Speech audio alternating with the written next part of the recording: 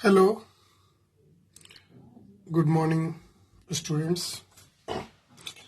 Welcome to the Professional Kumar online class Accounts Boss. Myself, Vinay Kumar Singh, going to teach you my 17th video lecture based on topic fund-based accounting. In previous video lecture, number 16, I already started fund-based accounting and also solved few of the questions. Today I am going to solve one of the important question of T.S.Grewal, page number 115.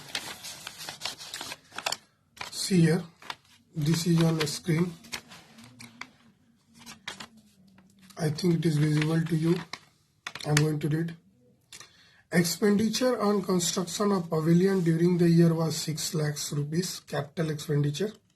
इससे related मैंने question पिछले lecture में बताया था. The construction work अभी तक complete नहीं हुआ, इन प्रोग्रेस है.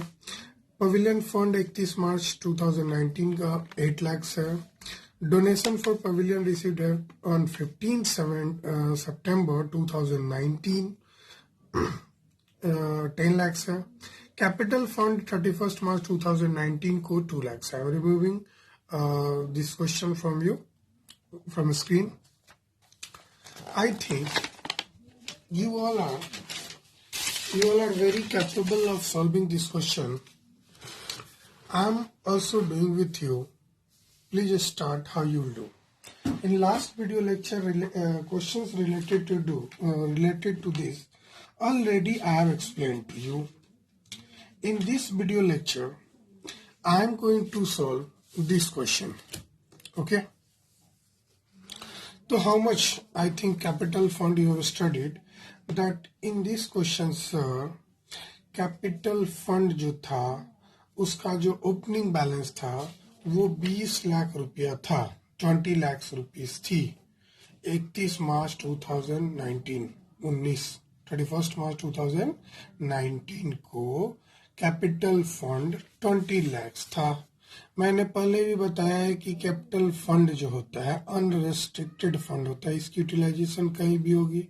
लेकिन जो पवेलियन फंड है जिसकी अमाउंट आपने देखा होगा कि 31 मार्च 2019 को 8 लाख रुपीस है, ये एक रेस्ट्रिक्टेड फंड है जिसका यूज हम सिर्फ और सिर्फ पवेलियन बनाने में करेंगे.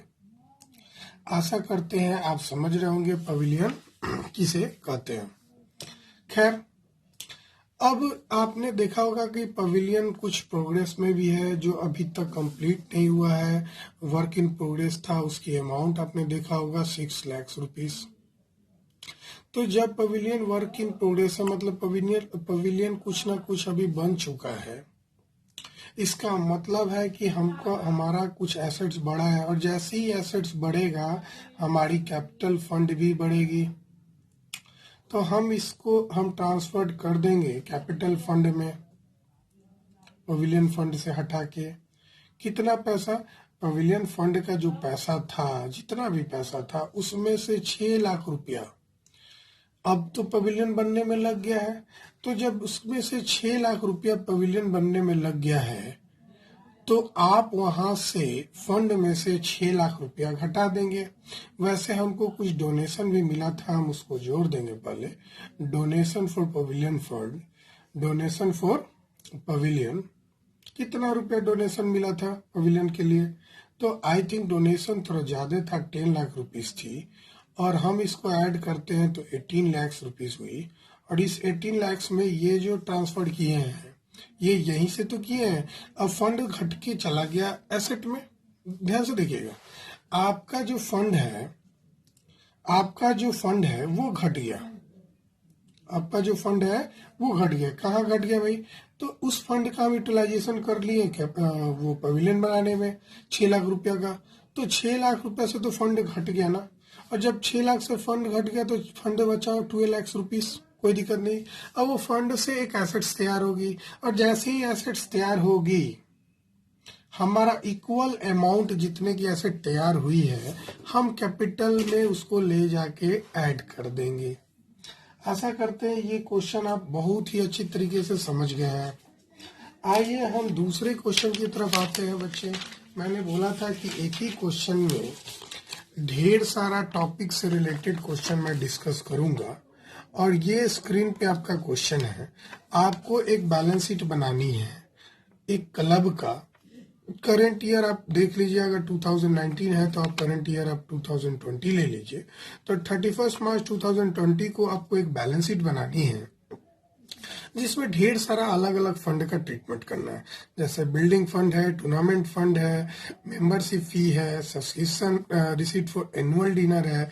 इन सबको थ्योरेटिकल लेवल में हमने डिस्कस 1 बाय 1 ऑलरेडी कर चुका है, और यहाँ तक कि कैपिटल फंड भी है। यानी जितने फंड आपको बच्चे दिख रहा है सारे फंड का ट्रीटमेंट सेपरेटली होगा। अगर आप सेपरेटली ट्रीटमेंट नहीं करेंगे तो आप फिर इस क्वेश्चन को नहीं बना पाएंगे।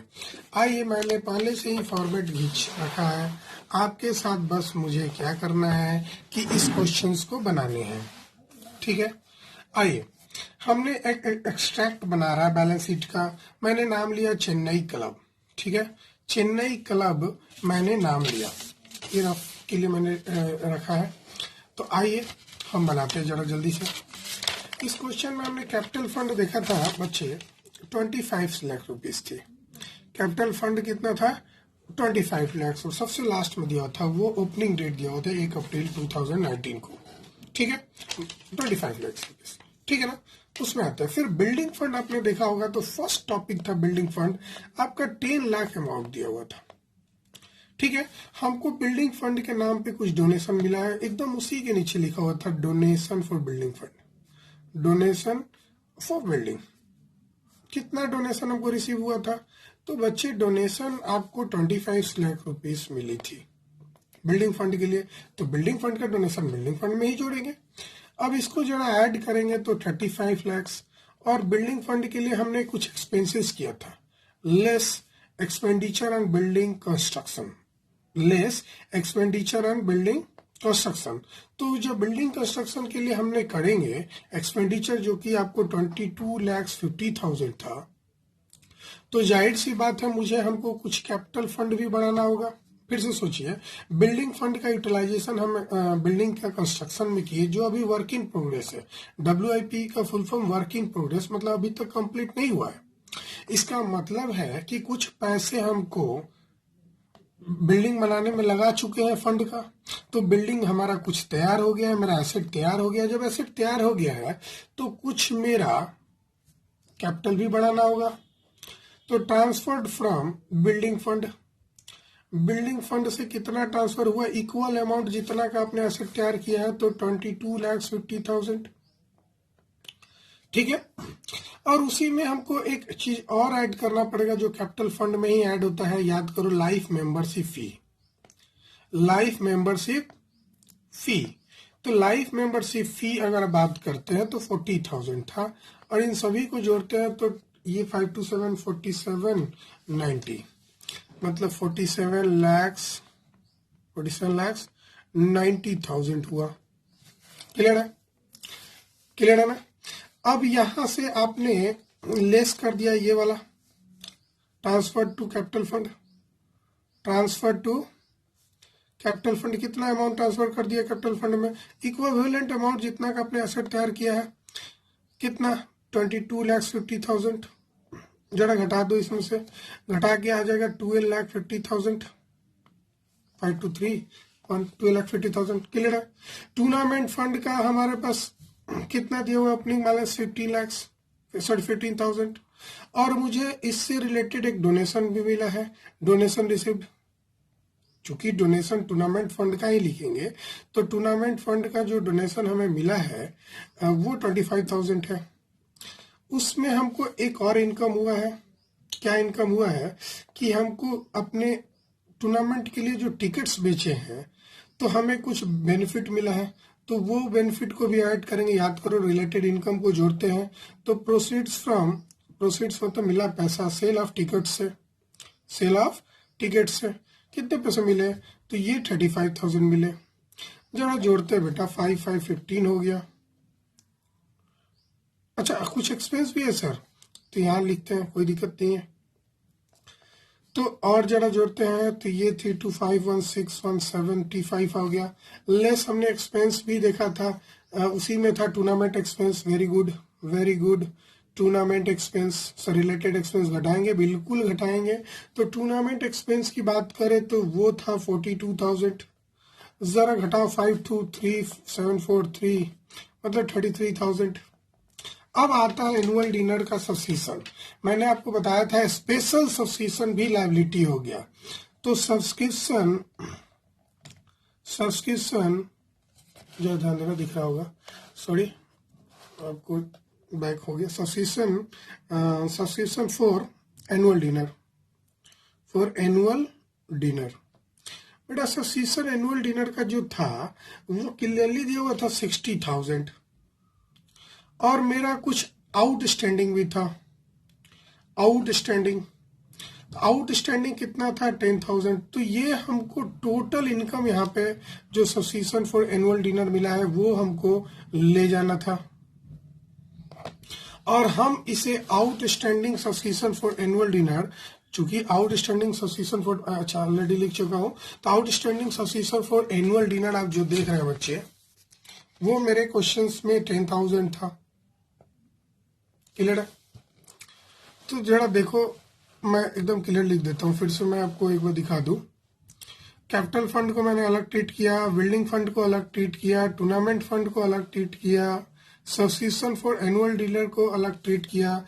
ये इकट्ठा आपको लिखना है। You can write 60 + 10 = 70। तो कहाँ से हुआ?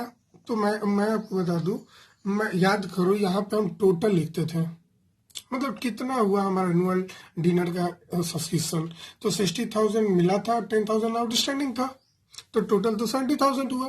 तो आउटस्टैंडिंग को अलग से हम एसेट्स में दिखा देंगे। Outstanding subscription, outstanding income asset होती है। क्लियर है बेटा? इसको टोटलिंग करने की जरूरत नहीं है।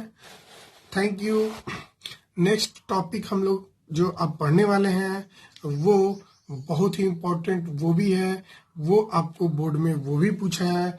हम आपको स्टॉक अकाउंट, क्रेडिटर अकाउंट वगैरह पढ़ाएंगे, stock of consumable goods. For that, thank you, bye bye. Please subscribe my channel. Bye.